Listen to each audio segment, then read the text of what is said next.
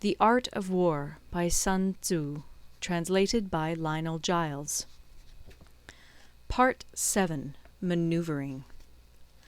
Sun Tzu said, "In war, the general receives his commands from the sovereign. Having collected an army and concentrated his forces, he must blend and harmonize the different elements thereof before pitching his camp. After that comes tactical maneuvering, than which there is nothing more difficult. The difficulty of tactical maneuvering consists in turning the devious into the direct, and misfortune into gain. Thus, to take a long and circuitous route, after enticing the enemy out of the way, and those starting after him, to contrive to reach the goal before him, shows knowledge of the artifice of deviation.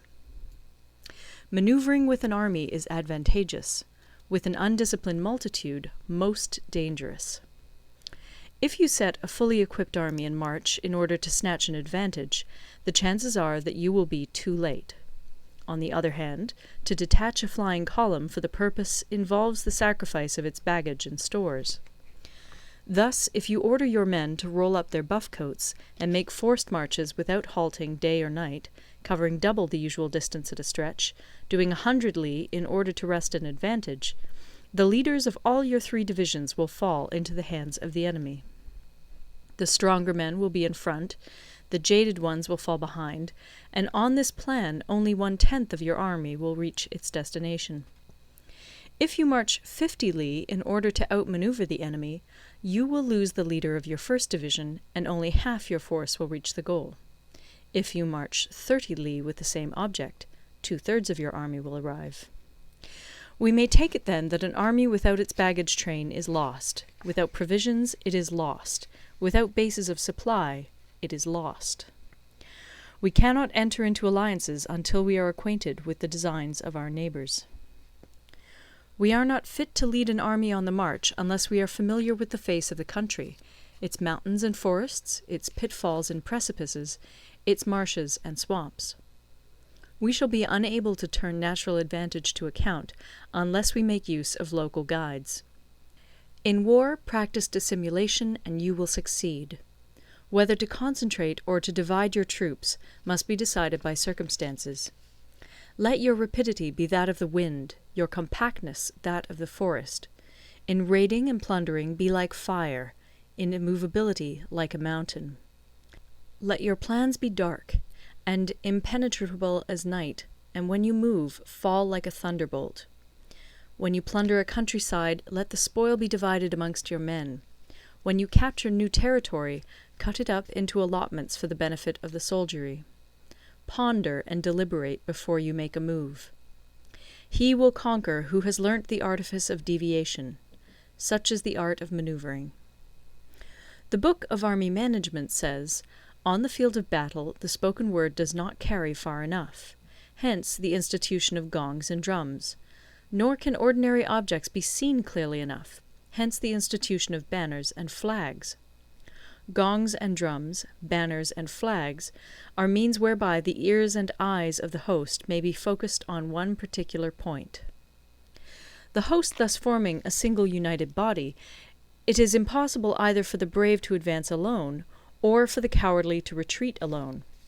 This is the art of handling large masses of men. In night fighting, then, make much use of signal flyers and drums, and in fighting by day, of flags and banners, as a means of influencing the ears and eyes of your army. A whole army may be robbed of its spirit.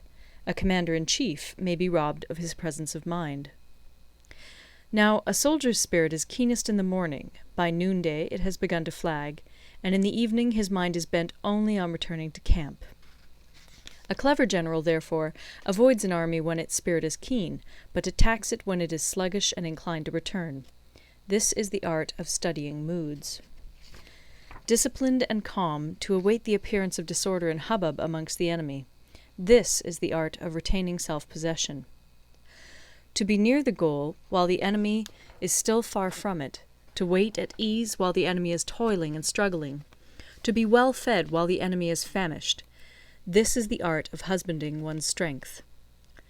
To refrain from intercepting an enemy whose banners are in perfect order, to refrain from attacking an army drawn up in calm and confident array, This is the art of studying circumstances. It is a military axiom not to advance uphill against the enemy, nor to oppose him when he comes downhill. Do not pursue an enemy who simulates flight. Do not attack soldiers whose temper is keen. Do not swallow bait offered by the enemy. Do not interfere with an army that is returning home. When you surround an army, leave an outlet free. Do not press a desperate foe too hard. Such is the art of warfare. End of Part 7. Part 8. Variation in Tactics. Sun Tzu said, "In war, the general receives his commands from the sovereign, collects his army, and concentrates his forces. When in difficult country, do not encamp. In country where highroads intersect, join hands with your allies. Do not linger in dangerously isolated positions. In hemmed-in situations, you must resort to stratagem. In desperate position, you must fight. There are roads which must not be followed, armies which must not be attacked, towns which must not be besieged, positions which must not be contested, commands of the sovereign which must not be obeyed."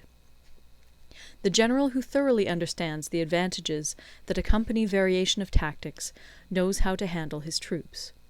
The general who does not understand these may be well acquainted with the configuration of the country, yet he will not be able to turn his knowledge to practical account. So, the student of war who is unversed in the art of war of varying his plans, even though he be acquainted with the 5 advantages, will fail to make the best use of his men. Hence, in the wise leader's plans, considerations of advantage and of disadvantage will be blended together. If our expectation of advantage be tempered in this way, we may succeed in accomplishing the essential part of our schemes.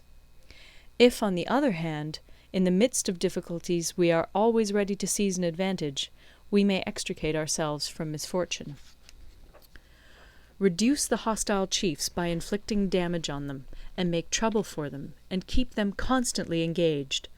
Hold out specious allurements, and make them rush to any given point.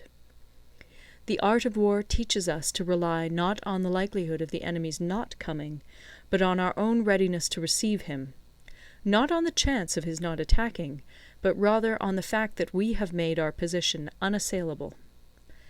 There are 5 dangerous faults which may affect a general. 1.